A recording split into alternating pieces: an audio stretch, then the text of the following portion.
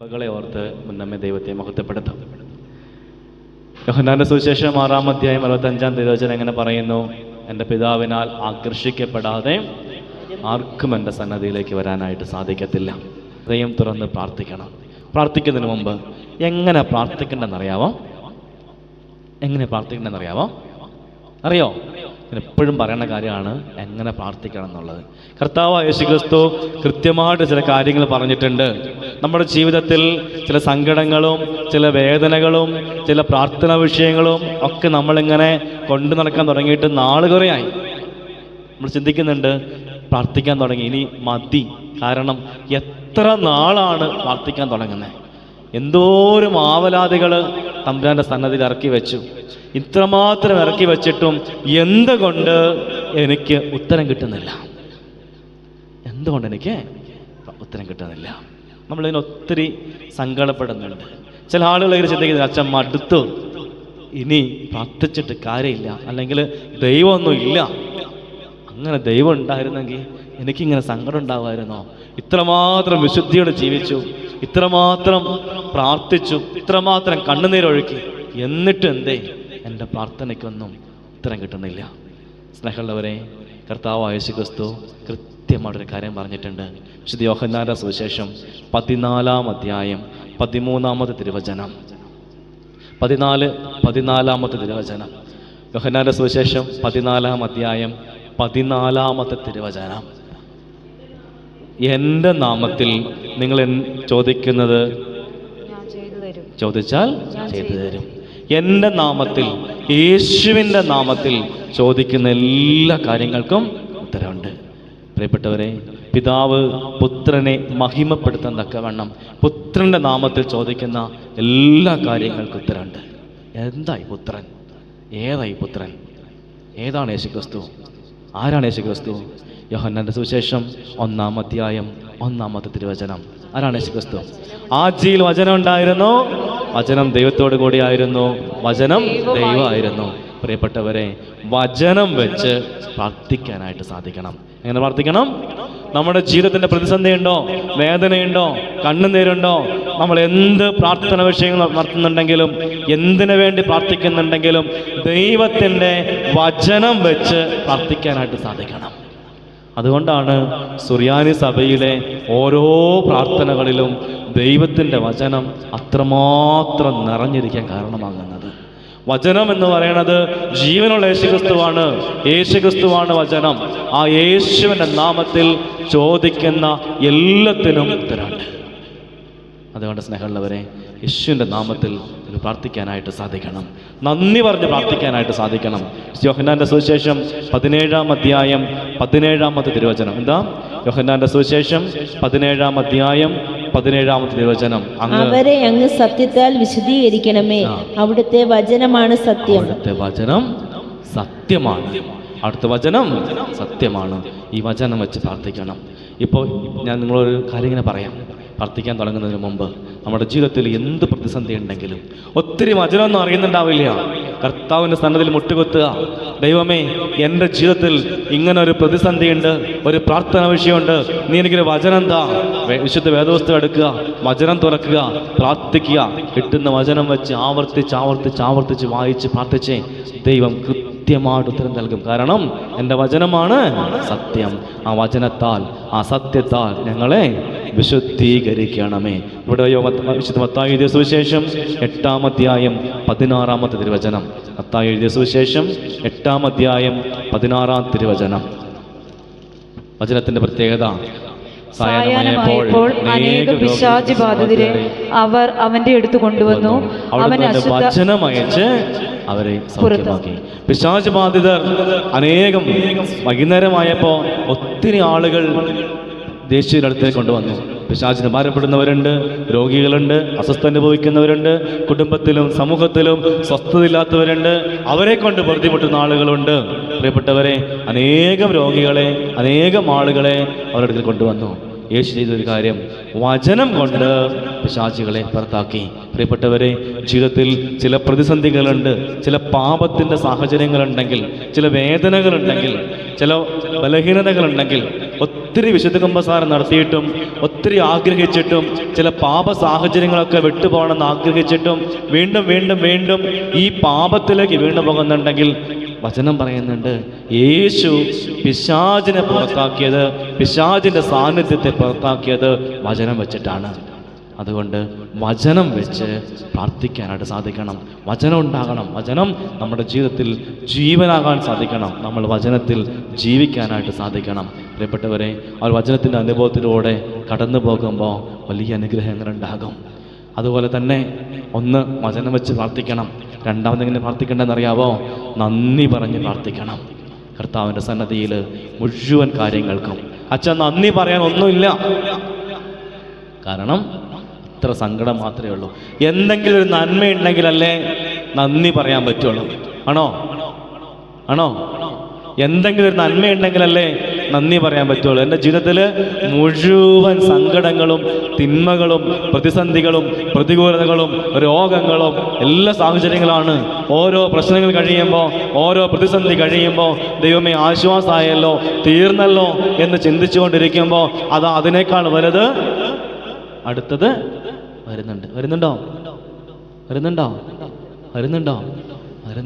പിന്നെ എങ്ങനെയാണ് നന്ദി പറഞ്ഞ് പ്രാർത്ഥിക്കുക? സ്നേഹമുള്ളവരെ, നമ്മൾ ചിന്തിച്ച് നോക്കിക്കേ.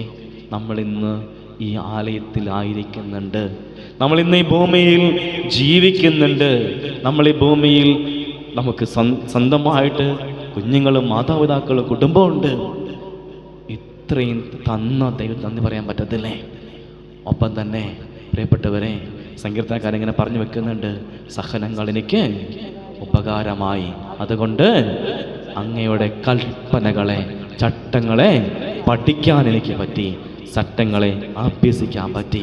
ചില സഹനങ്ങൾ, ചില വേദനകൾ ദൈവത്തിൻ്റെ കൽപ്പനകളെ പഠിക്കാൻ, ദൈവ സാന്നിധ്യത്തെ മനസ്സിലാക്കാനുള്ള അനുഭവങ്ങളാണ്. പന്നിക്കുട്ടി കിടന്നപ്പോഴാണ് അപ്പൻ്റെ സ്നേഹം ആ മകന് മനസ്സിലായത്. ബഹുമാനപ്പെട്ട അച്ഛൻ നേരത്തെ ഓർമ്മപ്പെടുത്തിയതുപോലെ കോഴി കൂകുന്ന ഒച്ച കേട്ടപ്പോൾ തള്ളിപ്പറഞ്ഞിട്ട് ആ വഴി പോയിക്കൊണ്ടിരിക്കുമ്പോൾ ആ ഒച്ച കേട്ടപ്പോഴാണ് ദൈവം, യേശു തന്നെ നോക്കുന്നുണ്ട്, തന്നെ കാണുന്നുണ്ട് എന്നൊരു ബോധ്യം ആർക്കുണ്ടായത്? പത്രോസിനുണ്ടായത്. പറ ഹല്ലേലൂയ, ഹല്ലേലൂയ. പ്രിയപ്പെട്ടവരെ, നമ്മുടെ ജീവിതത്തിൽ ചില സഹനങ്ങൾ, ചില വേദനകൾ, പ്രതിസന്ധികൾ, ദൈവമേ സഹനം തന്ന ദൈവമേ നിനക്ക് നന്ദി. കാരണം ആ സഹനത്തിലൂടെ അങ്ങയുടെ കരുതൽ ഞാൻ മനസ്സിലാക്കി. ഇവിടെ ഇരിക്കുന്ന കുറേ പേരുണ്ട് കണ്ണുനീരും വേദനയായിട്ടിരിക്കണത്. ഒരു പക്ഷേ ഞാനിങ്ങനെ നോക്കുമ്പോൾ എല്ലാവരും എൻ്റെ മുഖം നോക്കി ചിരിക്കുന്നുണ്ട്. ചിരിക്കുന്ന കുറേ മുഖങ്ങൾ കാണുന്നുണ്ട്. ഈ ചിരിക്കുന്ന മുഖങ്ങളുടെ എല്ലാം ഉള്ളിൽ, എല്ലാവരുടെ ഉള്ളിലും 100% സന്തോഷമാണോ? ആണോ? നിങ്ങൾ പറയണോ? കണ്ണുനീരുണ്ട്, നെഞ്ചുപടയണ വേദനയുണ്ട്. പ്രിയപ്പെട്ടവരെ, നിങ്ങൾക്ക് മാത്രമാണോ ഈ വേദന ഉള്ളത്? ഇവിടെ ഇരിക്കണേ കുറച്ച് ആളുകൾക്ക് മാത്രമാണ് വേദന ഉള്ളത്? അല്ല. ജീവിതത്തിൻ്റെ ചില പ്രതിസന്ധികളുടെ മധ്യത്തിൽ, വേദനകളുടെ മധ്യത്തിൽ ചില ആളുകൾ ജീവിതം അവസാനിപ്പിക്കാൻ തക്കവണ്ണം ഇടയായി തീർന്നിട്ടുണ്ട്. ചില ആളുകൾ മദ്യത്തിൻ്റെ മയക്കുമരുന്നിൻ്റെ പിന്നാലെ കടന്നു പോകുന്നൊക്കെ ഇടയായി തീർന്നിട്ടുണ്ട്. ചില ആളുകൾ മറ്റുള്ളവരെ ഉപദ്രവിക്കാൻ തുടങ്ങിയിട്ടുണ്ട്, കൊല്ലാൻ തുടങ്ങിയിട്ടുണ്ട്. ഇതിലൊക്കെ കാരണം എന്തെന്നറിയാവോ? അവനവൻ്റെ ജീവിതത്തിലെ സന്തോഷം നഷ്ടപ്പെട്ടു പോയതിൻ്റെ അനന്തരഫലമാണ്. അവനവൻ്റെ ജീവിതത്തിലെ പ്രതിസന്ധി വന്നു പോയപ്പോഴാണ് അവനവൻ്റെ ജീവിതം മുന്നോട്ട് പോകാൻ തക്കവണ്ണം പറ്റാതെ തകർന്നു പോയതിൻ്റെ അനന്തരഫലമായിട്ട് ഒത്തിരി ആളുകൾ പാപത്തിൻ്റെ പിന്നാലെ കടന്നു പോയിട്ടുണ്ട്. പിശാച് അവരെ കെണിയിൽ വീഴ്ത്തിയിട്ടുണ്ട്. എന്നാൽ എന്തേ നിങ്ങളും അങ്ങനെ ആയില്ല? ഞാനെന്തേ അങ്ങനെ ആയില്ല? സഹനങ്ങളുടെ മധ്യത്തിൽ ദൈവത്തെ സ്തുതിക്കാൻ, ദൈവത്തെ ആരാധിക്കാൻ, തമ്പുരാനോട് ചേർന്നായിരിക്കാൻ എനിക്ക് നിങ്ങൾക്കും ഇടയായി തീർന്നിട്ടുണ്ട്. അതുകൊണ്ട് പ്രിയപ്പെട്ടവരെ, ദൈവമേ ഈ സഹനങ്ങളുടെ മധ്യത്തിലും അങ്ങയെ സ്തുതിക്കുവാനും അങ്ങയെ ആരാധിക്കാനും തന്ന കൃപയ്ക്ക് വേണ്ടി നന്ദി പറഞ്ഞ് പ്രാർത്ഥിക്കാനായിട്ട് സാധിക്കണം. പ്രിയപ്പെട്ടവരെ, തോബീതിൻ്റെ പുസ്തകം 12-ാം അധ്യായം 7-ാമത്തെ തിരുവചനം ഇങ്ങനെ പറയുന്നുണ്ട്, രാജാവിൻ്റെ രഹസ്യം സൂക്ഷിക്കുന്നത് നല്ലത്, ദൈവത്തിൻ്റെ പ്രവൃത്തികൾ പ്രസിദ്ധമാക്കുന്നത് മഹനീയമാണ്. രാജാവിൻ്റെ രഹസ്യങ്ങൾ സൂക്ഷിക്കുന്നത് നല്ലതാണ്, എന്നാൽ ദൈവത്തിൻ്റെ പ്രവൃത്തികൾ പ്രസിദ്ധമാക്കുന്നത് നല്ലതാണ്. തമ്പുരാൻ തന്ന നന്മയ്ക്ക് നന്ദി പറയണം. 10 പേരോട് പറയണം, എൻ്റെ ദൈവം എന്നെ കരുതുന്നുണ്ട്, എൻ്റെ ദൈവം എൻ്റെ ജീവിതത്തിൽ ഇടപെട്ടിട്ടുണ്ട്. നന്ദി പറഞ്ഞ് പ്രാർത്ഥിക്കാനായിട്ട് സാധിക്കണം. പ്രിയപ്പെട്ടവരെ, സഹനങ്ങളുടെ മധ്യത്തിലും വേദനകളുടെ മധ്യത്തിലും പ്രതിസന്ധികളുടെ മധ്യത്തിലുമൊക്കെ തളർന്നു പോകാനായിട്ട് ഇടയായിത്തീരരുത്. എന്താ സംഭവം എന്നറിയാവോ? തോബീത്തിന്റെ പുസ്തകം 12-ാം അധ്യായം 15 മുതൽ തിരുവചനം. ദൈവം അയച്ച ഒരു മാലാഖയുണ്ട്. തോബീദിനും തോബിയാസിനും കൂട്ടായിട്ട് ദൈവം അയച്ചൊരു മാലാഖയുണ്ട്, റാഫേൽ മാലാഖ. മാലാഖയുടെ സംരക്ഷണം നമ്മുടെ ജീവിതത്തിലുണ്ട്. ഒരുപക്ഷെ അറിയുന്നുണ്ടാവില്ല, തോബിയാസൊന്നും അറിഞ്ഞിട്ടുണ്ടാവില്ല. ഒരു മനുഷ്യൻ എൻ്റെ കൂടെ വന്നിട്ടുണ്ട്. പക്ഷേ അവരുടെ ജീവിതത്തിൻ്റെ വഴിമിട്ട് മാറാതെ ദൈവത്തോട് കൂടെ ആയിരുന്നപ്പോൾ ഒരു മാലാഖ അവരെ വഴി നടത്താൻ കൊണ്ടേ തീർന്നിട്ടുണ്ട്. പ്രിയപ്പെട്ടവരെ, നമ്മുടെ വേദനകളുടെ മധ്യത്തിൽ, സഹനങ്ങളുടെ മധ്യത്തിൽ കർത്താവിൻ്റെ ദൂതൻ നമ്മളെ പൊതിയുന്നുണ്ട്.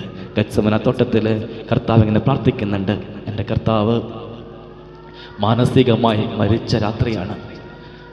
ഉറ്റവരും കൂടെ ഉണ്ടായിരുന്നവരും എല്ലാവരും തള്ളിപ്പറഞ്ഞ ദിവസമാണ്. എല്ലാവരും ഓടിപ്പോകുന്ന സമയമാണ്. ഇനി വലിയ പ്രതിസന്ധിയുടെ പീഡനങ്ങളുടെ സമയമാണ്. കർത്താവ് നെഞ്ചുകൊട്ടി പറഞ്ഞു, അപ്പാ ദൈവമേ, കഴിയുമെങ്കിൽ ഈ പാനപാത്രം എന്നിൽ നിന്ന് എടുത്തു മാറ്റണം. എങ്കിലും എൻ്റെ ഇഷ്ടമല്ല, നിൻ്റെ ഇഷ്ടമാണ്. ഒരു പാനപാത്രം മാറിപ്പോയില്ല, ഒന്നും മാറിപ്പോയില്ല. പക്ഷെ അവിടെ വചനം മനോഹരമായിട്ട് എഴുതി വെച്ചൊരു കാര്യമുണ്ട്. എന്തെന്നറിയാവോ? അപ്പോൾ അവനെ ശക്തിപ്പെടുത്താൻ സ്വർഗത്തിൽ നിന്ന് ഒരു ദൂതൻ പ്രത്യക്ഷപ്പെട്ടു. അവനെ ശക്തിപ്പെടുത്താൻ ഒരു ദൂതൻ കൂടെ ഉണ്ടായിരുന്നു. ദൈവത്തിൻ്റെ ദൂതന്മാരുടെ, മാലാഖമാരുടെ സംരക്ഷണം നമ്മുടെ സഹനങ്ങളിലും വേദനകളിലും പ്രതിസന്ധികളുടെ മധ്യത്തിലും എല്ലാം ഉണ്ടാവും. ഈ ഭൂമിയിൽ ഒരാൾ നമ്മളെ തുണയ്ക്കാനുണ്ടാവില്ല. ഈ ഭൂമിയിൽ ഒരാൾ നമ്മളെ സഹായിക്കാനുണ്ടാവില്ല. നമ്മുടെ വേദനകളിലും നമ്മുടെ പരാജയങ്ങളിലും നമ്മുടെ അബദ്ധങ്ങളിലും നമ്മളെ കുറ്റപ്പെടുത്താനും പരിഹസിക്കാനും മാറ്റി നിർത്താനും ഒക്കെ ആളുണ്ടാവുള്ളൂ. പക്ഷേ സ്വർഗത്തിൻ്റെ ദൂതൻ നിന്നോട് കൂടെയുണ്ട്. ദൈവത്തിൻ്റെ മാലാഖ നിന്നെ ശക്തിപ്പെടുത്താൻ കൂടെയുണ്ട്. നന്ദി പറയാമോ? പറഞ്ഞ് ഹല്ലേലൂയാ, ഹല്ലേലൂയാ, ഹല്ലേലൂയാ. പ്രിയപ്പെട്ടവരെ, ഇനി നമ്മൾ പ്രാർത്ഥിക്കാൻ പോകുകയാണ്. പ്രാർത്ഥിക്കുന്ന സമയം പറ്റുമെങ്കിൽ നമ്മളൊന്ന് എഴുന്നേറ്റ് നിൽക്കാം. ഒരു 10 മിനിറ്റ് സമയം കർത്താവിനെ സ്തുതിച്ച് ആരാധിക്കണം. ദൈവത്തെ മഹത്വപ്പെടുത്തി ആരാധിക്കണം. പരിശുദ്ധ അമ്മ തമ്പുരാനോട് ചേർന്ന് ആലയത്തിലായിരുന്നത് പോലെ നമ്മൾ ഈ ആലയത്തിൽ കർത്താവിനെ സ്തുതിക്കാൻ പോകുകയാണ്. പ്രിയപ്പെട്ടവരെ, നിങ്ങൾ പറ്റുമെങ്കിൽ ഹൃദയം തുറന്ന് സ്തുതിക്കുക. 22-ാം സങ്കീർത്തനം 3-ാം തിരുവചനം ഇങ്ങനെ പറയുന്നു, ഇസ്രായേലിൻ്റെ സ്തുതികളാകുന്ന സിംഹാസനത്തിൽ ആരൂഢനായിരിക്കുന്ന ദൈവം. പ്രിയപ്പെട്ടവരെ, ഞാൻ പ്രാർത്ഥിക്കുമ്പോൾ, ഞാൻ ആരാധിക്കുമ്പോൾ, ഞാൻ സ്തുതിക്കുമ്പോൾ ദൈവം എൻ്റെ പ്രാർത്ഥനയിലൂടെ എൻ്റെ ഉള്ളിലേക്ക് ഇറങ്ങി വരും, എൻ്റെ ജീവിതത്തിലേക്ക് ഇറങ്ങി വരും. ഇത് പരിശുദ്ധ അമ്മ ഇപ്പോൾ നമുക്ക് വേണ്ടി മാധ്യസ്ഥ യാചിക്കുന്നുണ്ട്. മാലാഖമാർ നമുക്ക് ചുറ്റും നിൽക്കുന്നുണ്ട്. ഓരോ മാലാഖയും ദൈവത്തെ ഇടതടവില്ലാതെ സ്തുതിക്കുന്നുണ്ട്. പ്രിയപ്പെട്ടവരെ, നമുക്ക് വേണ്ടിയാണ് അവർ പ്രാർത്ഥിക്കുന്നത്, അവർ സ്തുതിക്കുന്നത്. കർത്താവിൻ്റെ സന്നദ്ധിയിൽ ഏറ്റവും എളിമയോടെ പ്രാർത്ഥിക്കാം. സ്നേഹമുള്ളവരെ, പരിശുദ്ധമായ ബലിപീഠത്തിൽ തമ്പുരാൻ ഇറങ്ങി വന്നിട്ടുണ്ട് നമ്മൾ അനുഗ്രഹിക്കാൻ, പ്രാർത്ഥനകൾക്ക് ഉത്തരം കിട്ടാൻ. ദൈവത്തിൻ്റെ സ്നേഹം ശക്തമായിട്ട് എഴുന്നള്ളി വരുമ്പോൾ അതനുഭവിക്കാൻ പറ്റാതെ, കർത്താവേ, ഇവിടെ പറയണതൊന്നും ഞങ്ങൾക്ക് മനസ്സിലാകണില്ല, ദൈവമേ, അങ്ങയുടെ സ്നേഹമൊന്നും അനുഭവിക്കാൻ പറ്റണില്ല. ഒത്തിരി കുഞ്ഞുങ്ങൾ അങ്ങനെ ഭാരപ്പെടുന്നുണ്ട്. യെശയ്യാ പ്രവാചന പുസ്തകം 59 ഇങ്ങനെ പറയുന്ന 1 വചനം, രക്ഷിക്കാൻ കഴിയാതെ വണ്ണം കർത്താവിൻ്റെ കരക്കുറങ്ങിപ്പോയിട്ടില്ല, കേൾക്കാൻ കഴിയാതെ വണ്ണം അവിടുത്തെ കാതുകൾക്ക് മാന്ദ്യം സംഭവിച്ചിട്ടില്ല. പിന്നെയോ നിന്റെ അകൃത്യങ്ങളാണ് അവനെ നിങ്ങളിൽ നിന്നും അകറ്റുന്നത്. സ്നേഹമുള്ളവരെ, ഏതെങ്കിലും പാപത്തിൻ്റെ സുഖത്തിൽ, ഏതെങ്കിലും പാപത്തിൻ്റെ ഇഷ്ടത്തെ താലോലിക്കുന്നുണ്ടെങ്കിൽ, ഏതെങ്കിലും പാപത്തിൻ്റെ സുഖത്തിൽ ജീവിക്കുന്നുണ്ടെങ്കിൽ ഒരുപക്ഷെ അസൂയയാകാം, ഒരുപക്ഷെ അഹങ്കാരാകാം, കുറ്റം പറയലാകാം, മറ്റുള്ള തള്ളിപ്പെടുത്തുന്നതാകാം, കൊടിയ പാപങ്ങളാകാം. ഏതെങ്കിലും പാപത്തിൽ അതിൻ്റെ സുഖത്തിൽ നീ അഭിരമിക്കുന്നുണ്ടെങ്കിൽ ദൈവത്തിൻ്റെ സ്നേഹം കടന്നു വരാൻ ഒത്തിരി തടസ്സമാണ്, സാധ്യമല്ല. സ്നേഹമുള്ളവരെ, അനുദപിച്ച് പ്രാർത്ഥിക്കുക. കർത്താവ് എങ്ങനെ പറയുന്നു, വരുവീൻ, നമുക്ക് തമ്മിൽ രമ്യതപ്പെടാം. എൻ്റെ പാപങ്ങൾ കട്ടിച്ചുമപ്പാണെങ്കിലും മഞ്ഞുപോലെ വെളുപ്പിക്കാം. നിന്റെ പാപങ്ങൾ രക്തം പോലെ ചോന്നിട്ടുണ്ടെങ്കിലും മഞ്ഞുപോലെ, തൂമഞ്ഞ് പോലെ ഞാൻ വെളുപ്പിക്കാം. കർത്താവായ യേശുവേ, ദൈവമേ, അങ്ങയുടെ സ്നേഹം അനുഭവിക്കാൻ പറ്റാതിരിക്കുന്ന, ഞങ്ങളുടെ ജീവിതത്തിൽ പറ്റിപ്പിടിച്ചിരിക്കുന്ന മുഴുവൻ മാലിന്യങ്ങളും യേശുവേ അങ്ങയുടെ കരങ്ങളിലേക്ക് സമർപ്പിക്കുന്നു. യേശു, ചില പാപങ്ങളൊക്കെ ചെയ്യണ്ടെന്ന് ആഗ്രഹമുണ്ട് കർത്താവേ, ആ വഴിയിലൂടെയൊക്കെ പോകണ്ടെന്ന് ആഗ്രഹമുണ്ട്. എന്നാൽ ദൈവമേ, പലപ്പോഴും മനസ്സിൻ്റെ ശരീരത്തിൻ്റെ ബലഹീനതയിൽ കർത്താവ് ഞങ്ങൾ അടിപ്പതറിപ്പോകാം. കർത്താവിതാ ഞങ്ങൾ അങ്ങയുടെ തിരുമുമ്പാകെ സമർപ്പിച്ച് പ്രാർത്ഥിക്കുന്നു. യേശുവേ, ഞങ്ങളുടെ പാപങ്ങളെ മുഴുവൻ അവിടുന്ന് കഴുകണമേ. കർത്താവേ, രക്താംബരം പോലെ ചോദിരിക്കുന്ന പാപങ്ങളാണ്. യേശുവേ, മുഴുവൻ കഴുകി ഒരു വെണ്മയുടെ അനുഭവമാക്കുന്നൊക്കെ കൊണ്ട് കൃപ നൽകണമേ. ഇതിൽ കൂടെ പരിപൂർണമായിട്ട് സമർപ്പിക്കാം. നിർമ്മലമായ ഹൃദയത്തോടെ, ഏറ്റവും വിനയത്തോടുകൂടെ കർത്താവിൻ്റെ സന്നിധി സമർപ്പിക്കാം. നെഞ്ചു നീറുന്ന ഒത്തിരി വേദനകളുണ്ട്. എല്ലാ പ്രാർത്ഥന വിഷയങ്ങളും യേശുവിൻ്റെ കരങ്ങളിൽ സമർപ്പിച്ച് പ്രാർത്ഥിക്കുക. നിന്റെ പ്രാർത്ഥനയ്ക്ക് നേരെ കണ്ണും കാതും കൂർപ്പിച്ചിരിക്കുന്ന ഒരു ദൈവമുണ്ട്. നിന്റെ പ്രാർത്ഥനയ്ക്ക് നേരെ എപ്പോഴും കണ്ണും കാതും കൂർപ്പിച്ചിരിക്കുന്ന ഒരു ദൈവം അവിടുന്ന് ഉത്തരമരുളാൻ തയ്യാറായി നിൽക്കുന്നുണ്ട്.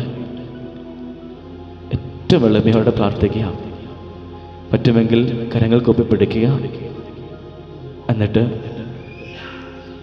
എല്ലാ പ്രാർത്ഥനാ വിഷയങ്ങളും, ഒരുപക്ഷെ ഒരാളോട് പോലും തുറന്ന് പറയാൻ പറ്റാത്ത സങ്കടങ്ങൾ ഉണ്ടാകാം. ഒരുപക്ഷെ ചില സാഹചര്യങ്ങൾ കൊണ്ട് എല്ലാവരും നമ്മളെ മാറ്റി നിർത്തിയിട്ടുണ്ടാകാം, വന്നുപോയതാണ്. ഒത്തിരി സഹിക്കുന്നുണ്ടാകാം. കുടുംബത്തിൽ ഒരു സഹകരണവും ഒരു പിന്താങ്ങൽ ലഭിക്കുന്നുണ്ടാവില്ല. ഒറ്റപ്പെട്ടു പോയ സാഹചര്യമാകാം. ആരും തന്നെ മനസ്സിലാക്കുന്നുണ്ടാവില്ല. പ്രിയപ്പെട്ടവരെ, യേശു നിന്നെ നോക്കുന്നുണ്ട്. യേശു നിന്നെ കാണുന്നുണ്ട്. നിന്റെ കണ്ണുനീരും നിന്റെ വേദനയും നിന്റെ സഹനവും എല്ലാം കാണുന്നുണ്ട്. യേശുവിൻ്റെ കരങ്ങളിലേക്ക് അങ്ങ് എടുത്തു വെക്കാമോ? പ്രിയപ്പെട്ടവരെ, കുഞ്ഞുങ്ങളെ ഓർത്ത് സങ്കടപ്പെടുന്ന ഒത്തിരി മാതാപിതാക്കൾ, ജോലിയില്ലാതെ ഭാരപ്പെടുന്ന മക്കൾ, ജോലി സ്ഥിരതയില്ലാതെ ഭാരപ്പെടുന്നവർ, ഒത്തിരി അധ്വാനിച്ചിട്ട് കടഭാരങ്ങൾ മാത്രമാകുന്നവർ, ജീവിത പങ്കാളിയുടെ മാനസാന്തരത്തിന് വേണ്ടി കണ്ണുനീരോടെ പ്രാർത്ഥിക്കുന്നവർ, അപ്പൻ്റെയും അമ്മയുടെയും ലഹള കാരണം കുടുംബത്തിൽ ഒരു സ്വസ്ഥതയില്ലാതെ വീട്ടിൽ കയറാൻ പോലും ധൈര്യം കാണിക്കാത്ത, ഇഷ്ടമില്ലാത്ത കുഞ്ഞുങ്ങളോട് സംസാരിക്കാൻ പോലും പേടിയുള്ള അപ്പനും അമ്മയും. പ്രിയപ്പെട്ടവരെ,